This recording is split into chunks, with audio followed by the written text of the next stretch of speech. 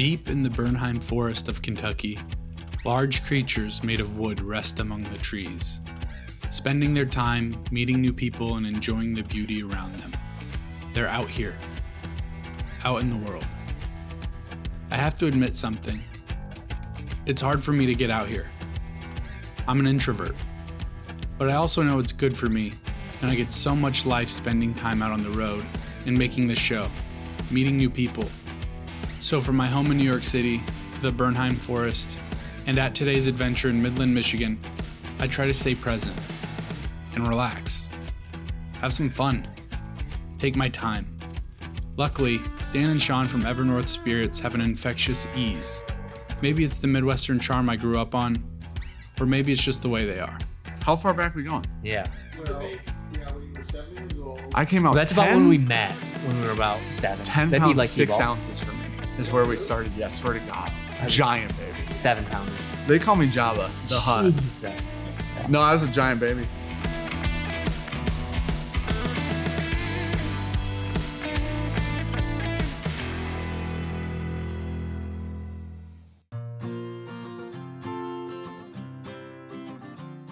How we start our videos. Just Yeah. do it that way.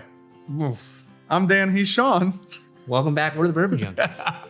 And we're at EverNorth Spirits today. Yeah, we are. You want to talk at the beginning? We can do that. Yeah. Sean and I played T-ball together. Mhm. And then Sean and I split up for a little bit. We had a rough go after T-ball. Yeah. Fist fights. And He's a quitter. No. We went to different middle schools. We was did. The extent of that. We became really close in high school through video games. Yeah. Realistically. Yep.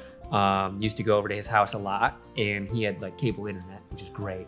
We played video games through the night, and then his father would wake us up at dawn, basically, Mhm. and let us regret life decisions. Yep. And then we stayed friends through college, lived together for almost all 4 years. 3 or 4, yeah.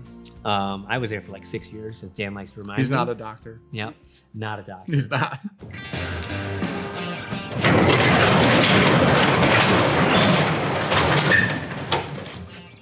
Oh, we got the little guy trying to move all the heavy stuff. It's going to be a problem. Thank God he's got machinery.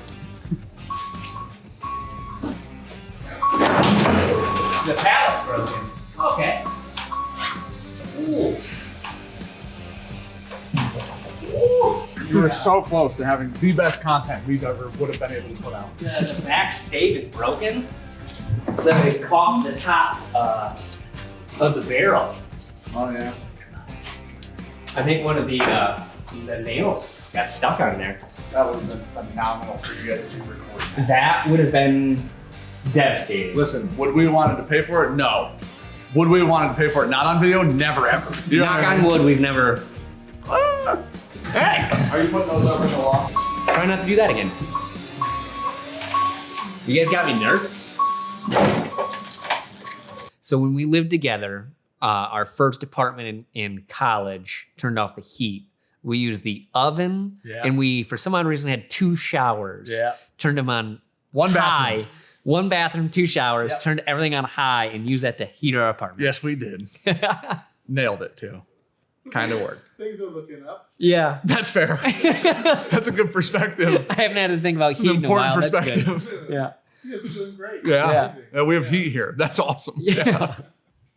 Wait to fill the other 2. We could do some of the 8-year Barton or something. Okay. If we wait till December, the Barton's 9, too. Me and Dan, well, this might shock people, but we used to power lift. And so we would go, and Dan had like a home gym set up.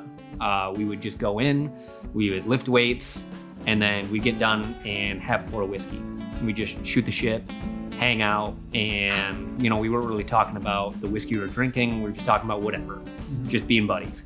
And Dan started going down the rabbit hole, as one does, of trying to learn more.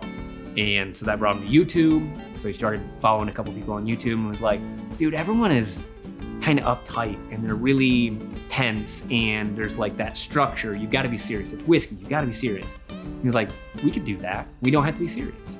Sean hated that idea a lot. And then he's like, I'll never be the guy that says this tastes like peaches. We had like, I had 30 bottles of whiskey, I think, at the time or something. He goes, no, it's fine. And he had like a DSLR camera. It was like, all right, we get a tripod, and a shotgun mic. We'll just set it up and shoot it. I'm like, okay, man, you do that. I was like, I already have a camera. We already have some whiskey. Like, we don't even have to spend money to start. You know what I mean? We already have the stuff. And we shot that first video, and it was awful. It is one of the most atrocious things you could ever watch in your life. I don't know what we said in it. I can't imagine it was anything worth listening to. And it was just go work out, shoot some content, drink whiskey, have no idea what we're doing, and just keep having fun. I mean, it was a garage, and it was just, you know, garage lights. Yeah. There's no forethought of sound or lighting. There wasn't even an afterthought. Or content. No, there wasn't a thought at all, pre or post. Well, you can't, because you didn't guess the other, you haven't even smelt the other I one. know. Doesn't even make sense. It does. It doesn't even work. It does when you don't think about it. There's so much whiskey in these glasses. Now we have 1,600 bottles of whiskey, and we're out of room again, and we've moved buildings 3 times in just one of those things. But it grows like that, which is cool. It's like a beautiful thing when it works that way, you know, just like truthfully natural, truthfully, let's just have a good time. The idea was, if we don't have fun, we'll just stop doing it. Like, who cares? You know what I mean? If we do it and don't like it and we stop, then what happened? Nothing, you know, it doesn't matter. That created this cool part of our lives that we're currently in, honestly. Dan and Sean have come a long way from filming their Bourbon Junkie episodes in a garage. I love how following your passions can get you places you didn't expect. How with some patience and hard work, you can grow past what you thought you could. You could turn a whiskey passion into a full-fledged dream job. So all of these are 7-year-old 21% rye MGP bourbon. So we just got this lot in. We bought 12 hoping they were really consistent. Every one of these barrels is super similar to the other, which is great for the type of project that we're trying to put together. So, but yeah, they all came from Indiana, and they'll all be cognac finish here. We got like a year for them to sit in there if they need it. So we'll see.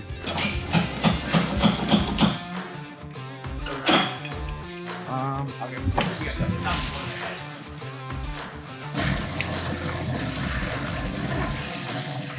We didn't prove any of these, did we? No. We didn't prove a single one. Nope, not a single one, but that would explain why it drinks as low as it is, because it is that low. They were good. It's good cold. The YouTube channel does really well through COVID. Well, we'd like to continue doing that, and it looks like it's going somewhere cool, but we can't even afford to, like, from a time perspective, leave work to go to these places to do, in theory, what we've turned into a job, right? And so when that happens, like, we sit down and have the conversation of, we're out of everything. So we either slow down the YouTube channel, or we continue doing what we're doing and we push harder and we like fully invest everything we have into the YouTube channel. And it just turns very much into, let's just quit our jobs and do this then. We like whiskey, we'd like to stay in whiskey. How do we stay in whiskey? And Dan was like, let's open a distillery. And I was like, no. It turns into, we don't like where the spirits industry, not the whiskey specific side of the spirits industry is at or going. And then it turns into, why couldn't we just do it the way we want to do it? So 2 years later, here we are in our distillery. And I thank him for that, because this is cool. This allows us to do what we want in whiskey. So yeah, we got that one. So that is actually the first store pick that will be in the state of Michigan. That barrel right there, or bottle right there. Yeah, move it. For this episode, we partnered with Original Grain. Their watches are stylish and handsome, and the one I have is made from reclaimed whiskey barrels. The company was founded by 2 brothers with the motto, "Time well spent." And I like to think, as I'm out here with my brother, experiencing this Whiskeyland together, my time is also well spent. In visiting EverNorth Spirits, I see 2 childhood friends deciding to forge their own path and make sure that their lives and time here is well spent too. We had a really, really cool community. This entire thing doesn't happen without them. Everything that we do here is pretty much thought of with them in mind. The goal of it was, we can't let everybody try everything before they buy it, especially on a store shelf, but we can give you as much information as we have, and then you can make, as a consumer, the educated decision whether or not that's worth $65 for you. Whiskey that we would go to a store and buy, whiskey that we would take home and open and have an expectation, and then hopefully it meets that expectation. And honestly, if you buy one of our bottles and you don't love it, then the next goal is, at least you aren't pissed off because it was 250 bucks. You know what I mean? Dan and Sean at EverNorth have a small brand. When compared to the legacy brands, it really is David versus Goliath. It's like these wooden giants in the forest. Standing next to them, I don't stand a chance. But there are its advantages. Dan and Sean get to make what they want to see in the market. They get to follow their own taste buds, and they get to do it together. No corporate overlords. This creates a very unique whiskey story. One I can relate to. After all, I'm out here with my brother, finding stories that I care about.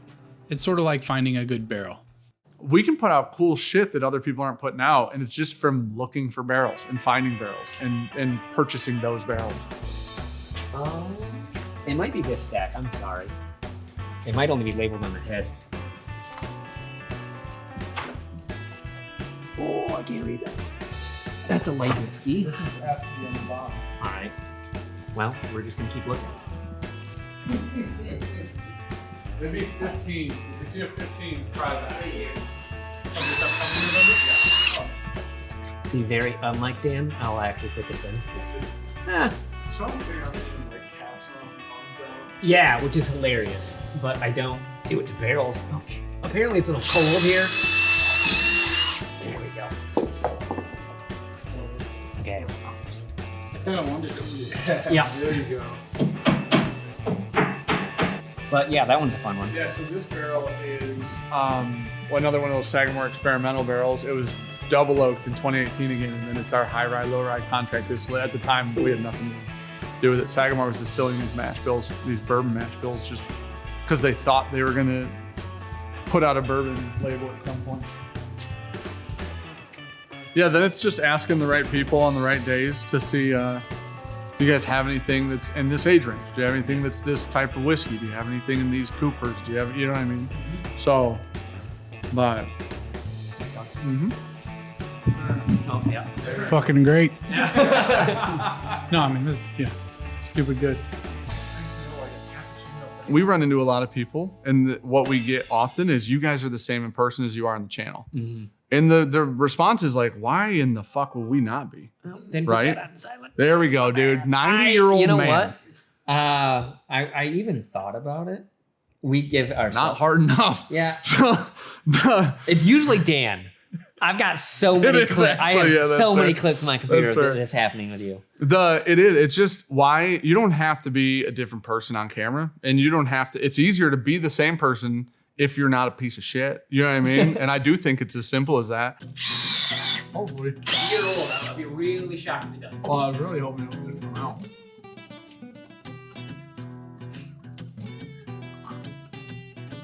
Where's that mallet? Oh, yeah. Well, yeah, clearly, apparently the drill thing ain't working. We've got 1 year, which is not, listen, with all due respect to everybody here that is going to drink this, it's not going to be good. No. So that's a realistic expectation. 2 year, hopefully, will be just a little better than one. Actually. And then we have 6 year of the same mash bill, and then 9 year of the high rye and low rye mixed together. So all three of these are low ryes. So that barrel I just drilled, I made sure it was a 20%er. So low rye, and then low and high rye mixed together. So this is kind of the evolution / proof of concept of why we picked this mash bill. This is one. So it's going to be grainy and youthy, and The nose has kind of got an interesting thing on it, though. Okay, a little honestly, butterscotchy. Not as bad as I thought it was gonna be. it's almost cream soda-y. Yeah. That's not that bad. You really made it seem like it was gonna Well, suck. I honestly thought it'd be worse than that. To be completely honest. We haven't even tried the Hey, 1 years. We don't really have a lot of reasons to. Undersell, Yeah, over I deliver. get you. Way worse than I mean- the opposite. The goal and the purpose of this place is to exist outside of Bourbon Junkies, and I hope that it does, and not for a different reason than it started to serve our community, but for the same reason to serve people who aren't a part of our community in the same way, relatively friendly pricing when it can be, and in the same way of transparency on the labels and transparency in the product that you drink when you take home. All right, this is 2 year. So you're apart from the first thing you just drank. Oh wow, the nose is already way different. Yeah. This two actually blends. It's really like well. a bright red apple. Yeah. This is like developing character is what it feels like. Yeah. from the first one. There's like just more going on here than there was in the first one. Yeah, you lose that like young Harshness. tequila-y, as Yeah. you said, sort of flavor to it. Yeah. Yeah, that whatever that weird note is starting to go away. Yeah. Or is gone. It's getting more appley and more fruity and more Yeah. like muskmelon-y. That one almost has like an orange muskmelon note on it for me, but See, I would drink that and I wouldn't care. Like I'd be like, oh, it's yeah, I'm pretty not good. upset Yeah. about that beer. Yeah, And for that's sure. two. I've had 4-year whiskeys that are worse than that. Oh, for sure. Without a doubt. Yeah. So I'm always surprised by the time whiskey friends share with us. It really is such an amazing community of people.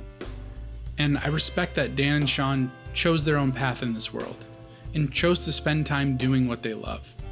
But I think most people just want to do what they want to do, right? And I think if you can figure out a way to make that viable, I think that that's the coolest fucking thing in the whole world. This is very much a figure it out, we'll just do it type place. I mean, we came in here, we were the ones that ground all the concrete down. We did all the painting. Brandon's dad did like all the wood. He hung all that. My brother welded this frame that all the lights are off. So it's like, it's still very communal. Yeah. But it was just, we'll just do it type thing. So now that we're doing the 6 year, Big jump in age. jump in age. This is more in the vein of where we see us good. working a lot more with this mash bill, obviously. I think we'll be at a really, really great spot when Yeah. we have 100 and some barrels that are that age. You know what I mean? How much of what you guys have done is like guessing and hedging your bets versus like really being able to dial in and get exactly what you want and like knowing the future? I don't even think it's a hedging a bet. I think it's you have to make it fucking work and go. You fix it and you figure out the plan, and then that plan you execute the plan and you're done with that because that's Yeah. behind you, and then you keep going, right? We Yeah. hedge our bets on barrels, right? We hedge Yeah. our bets on buying $50,000 for 16, 24 barrels, whatever it is, and we're hoping when those come in that 50 grand was not well spent. We can see the progression from 1, 2 to 6, where we bought 6 wholesale and are now contract distilling that mash bill from these people. And when you get the apple on 2, you're like, that's perfect, because in theory that means it's on track, right? That means we're heading in the same direction that we took this out at. So the Niner's the one that we just all kind of had a minute ago. This is like the yeah. Two mash bills put together, So this is and then double barrel. So this is the high rye and the low rye, double barreled 6 years ago. But the high rye and the low rye, so we contract to sell both of them. Yeah. Our low rye is a 20% rye and our high rye is a 35 rye. So those are the two, but they 20 and 35. Yep. And so That's that Michigan thing right there that I give him hell for all the time. Because when he says our low rye mash bill, it's 75, 25. And then Dan all the time will go 75, 25. And then they're like, right, you know. and they're like, what's the third grain if it's 75, 25? And we go, no, he said them all. Yeah, no, I did. All And I three go, of oh, them are it's in just there. Michigan. Gotta decipher. You just take every word and then throw them together or add an S. I've always wanted to do something other than what I was doing, always. And this was something that we IT. were having fun. Yeah, I hated IT. And I was good enough at it, and it paid the bills, and I made enough money, and everything was fine. But I didn't want to go do that I didn't wake up every morning and want to go there. I didn't want to do that, you know? And I think that if you feel that way, you should try and do whatever the fuck you want to do, whatever that, like, don't be an asshole. You know what I mean? Yeah. But like, do what you want to do and have it. I do think that now more than ever, in the history of human beings, today more than ever, any day ever in the past, you've been more able to do whatever you wanted to do and make it viable enough. You don't have to be a cajillionaire to be happy, but you do, if you can find what makes you happy and you can do that, and it's enough money for you to live your life, you're gonna probably have a damn good time, you know? I think that's important. There are literally people selling farts in jars online. Like you can Okay, make dude, I do that. anything work. For enough money? Yeah. Yeah, those people are Nobody millionaires. wants that. Those though. people are Nobody wants millionaires, yours. though. Nope. Yeah. No, we're getting a better clink. Nope, better clink. We did it. You don't think that was a good clink? It's okay. Anyway, you don't move. Okay, I How won't about move. You I don't won't move? Oh, nope. Nope. What is with this You glass? spilled Why me, does it dude. sound awful? Why is that We're getting noise? double clinks What is the this? problem. It's too many double clinks. You don't move this time. Let me try. Oh, we gotta hit the bellies. We need Yeah. belly clinks. Okay, try it. It's your hand. There's something wrong with your they're hand. It's made of gigantic. wood. Super manly. What is that? I don't think it's really changed from day one to now. It's us sitting down with a bottle of whiskey, talking to each other, and it's that, you know, It's just that. socialization thing. It's Like just we're that. just chilling together and talking about whiskey. Our verbiage has changed. Our cameras have gotten better. Our sound's gotten better, but it's still just me and Dan sitting down and talking about whiskey. I don't think what Ryan and I are doing will change that much either. The place might change, the whiskey will be from a different barrel, but at the end of the day, it will be us sitting down, sharing whiskey, spending time together. And well, that doesn't sound half bad to me.